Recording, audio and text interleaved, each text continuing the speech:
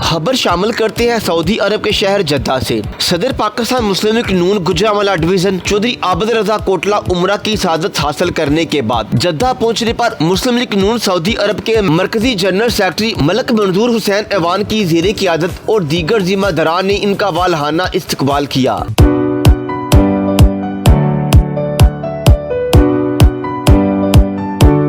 जबकि मुमताज शख्सियत चौधरी वलीद की जानब से उनके एजाज में पुरतकल्लफ इशाइये का एहतमाम किया गया, जिसमें पाकिस्तान मुस्लिम लीग नून सऊदी अरब के मरकजी जिम्मेदारान के साथ साथ कम्युनिटी की सरकर्दा शख्सियत ने शिरकत की। इस मौका पर कम्युनिटी की मुमताज शख्सियत की जानब से चौधरी आबद रजा कोटला को उमरा की शहादत हासिल करने पर दिली मुबारकबाद पेश की गयी। इस मौका पर सियासी रहनुमाओं की जानब से मुल्क की सियासी सूरत हाल पर तफसीली तबादला ख्याल किया गया।